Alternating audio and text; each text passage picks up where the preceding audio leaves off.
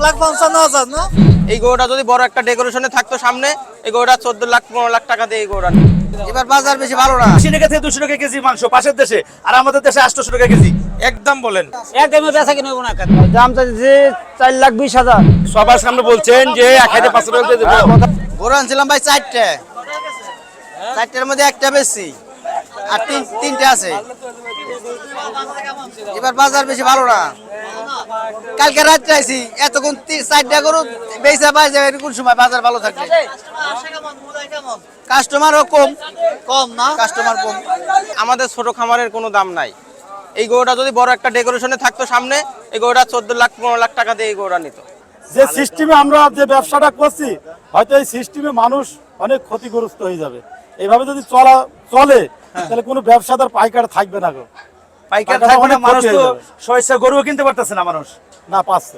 আপনারা সস্তা তো আরো সস্তা পেতে। হ্যাঁ, এটা কেমনে সস্তা কোন?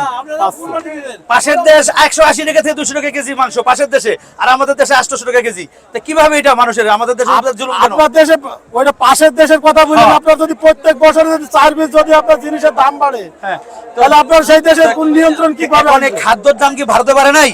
শুধু আমাদের দেশে কি বাড়ছে খাদ্যের দাম? সব দেশে খাদ্যের দাম তো সব দেশে বাড়ছে। এটা রাজধানীতে যতগুলো স্থানে পশুর হাট বসেছে তার মধ্যে গাবতলী অন্যতম। প্রত্যেক বছর এই হাটে চোখ থাকে ক্রেতাদের, এবারও তার ব্যতিক্রম হয়নি। হাটে এবছরে আকর্ষণ রয়েছে পাকিস্তান থেকে আনা উট আর মিরপুরের বিভিন্ন আকৃতির দুম্বা। এসব প্রাণী দেখতে দূর দূরান্ত থেকে আসা ক্রেতারা ভিড় করছেন এই হাটে। একদম বলেন একদমই বেচা কিনে হবো না কাকু। একদম বাবা নিয়ে পারবেন না, একদম আমরা বেশি পারবো, কিন্তু আপনারা নিয়ে পারবেন না। একদম আমরা বেশি পারবো, আপনারা নিয়ে পারবেন না। কেমবা জানো আমার মনে কি আর আপনার মনে কি, কেমবা মিশবো এনে কয়ে বিলে মিশবো, কথা বলতে নাই। ছোট গরু বাজার ভালো, বড় গরু বাজার খুবই হালকা, চাহিদা নাই। ভাই দাম কত? কত ভাই? 1,15,000 না ভাই দাম কত? 1,30,000। ভাই দাম চাইছে 4,20,000। ভালোই বলতেছে, খারাপ না। 2,90,000, 3 লাখ, আমি বলছি 3 লাখ এর উপর দেবো।